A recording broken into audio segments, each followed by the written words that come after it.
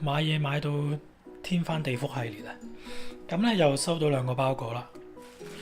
好，呢個先，咁呢個咧我係知道係咩嘅，因為摸到咁細個。呢個咧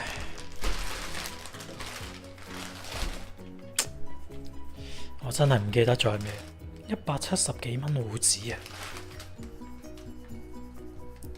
係咩嚟咧？我開箱嚟睇下先，我開個支嘅先啦。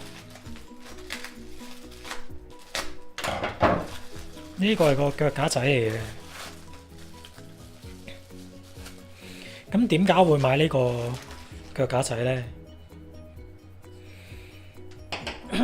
咁係因為我有呢一個命夫土嘅手柄。咁咧，但係命夫土呢個手柄咧就企唔到嘅，基本上。咁咧我就買個腳架仔，其實係諗住貨佢用嘅。咁又可以有陣時部機直接咁樣放，就成為一個腳啦。咁又可以，哎呀夾住咗手添。咁又可以長啲咁樣用。咁其實呢個我喺澳洲買好平啫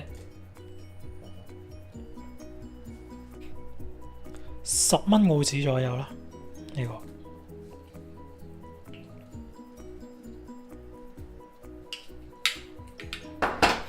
好大，呢個100幾蚊，仲要寄速遞，香港寄嚟。哦，香港我記得係咩啊？咁呢個應該係個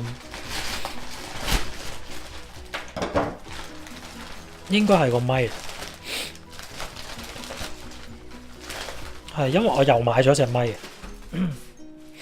咁點解會又買咗隻咪？因為我有陣時拍啲煮嘢食嘅時候咧，我就發現我嘅收音唔係咁好啊。咁啊，我係需要改進嘅。咁其實我啲片係全部都需要改進嘅，真係啲器材就比較差。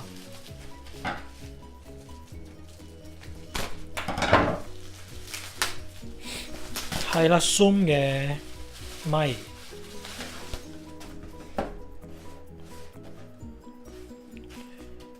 ，H2N， 咦，原來係 H2 Lex 啊！咁佢係一隻可以攜帶嘅咪啦，因為佢可以用 SD 卡。咁有陣時錄音呢，我見到佢咁樣就可以幾方便啦。因為有陣時錄音我另外錄多個 track 嘅話呢，咁樣成件事都會方便啲。咁啊有啲咩呢？一個盒啦，送埋兩粒電。係，佢係有張，咦？咁佢用 送個 micro SD 嘅，咁鬼雞。佢開頭我見到佢話2G，我已經覺得雞啊！而家仲要 micro SD 啊，更加覺得雞。咁同埋個user manual 啦，冇乜嘢啦。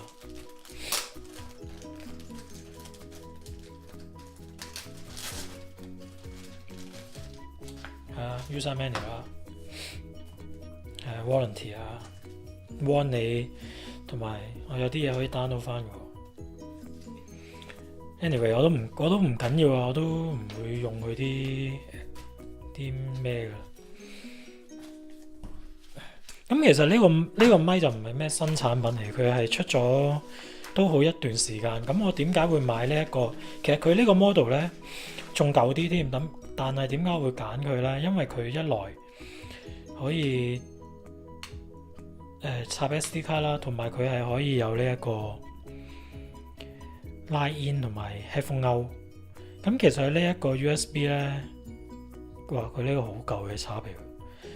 呢個係 USB 1.0時代嘅插鼻喎，係咁佢有個拉 in 啦，咁拉 in 係另外插支咪落去啦。咁我其實而家用緊Rode 呢隻 Video Micro，咁我而家用緊呢個咪咧就指向性太強，咁有陣時喺佢後面或者側少少都完全 work 唔到咧，咁啊有陣時拍片唔係咁方便。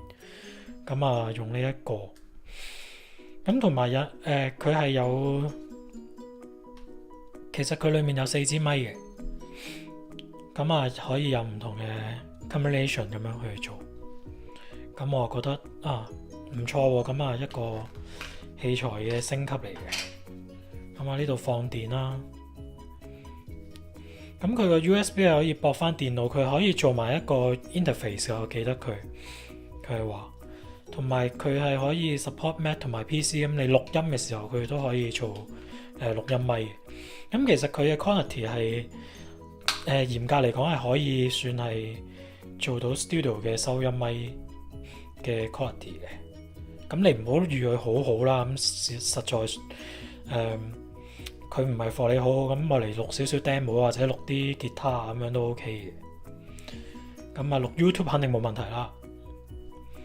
咁啊呢一個係個 gain 啦，係個大細聲啦，咁佢仲可以 playback 翻，咁啊因為用 SD 卡，咁你錄完之後咧，咁可以直接做個 playback 嘅，咁又可以再落個 stand 啦。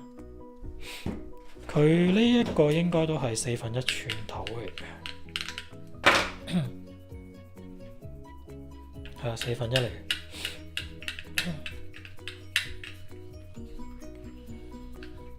即係細嘅咪頭都冇問題，咁同普通嘅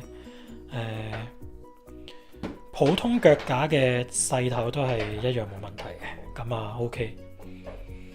反而如果用咪 stand 嘅話咧，咁就可能要落翻個轉頭啦，因為通常咪 stand 都係用大頭嘅，咁啊呢個係細頭嚟嘅，係啦，要用翻 adapter 轉翻去。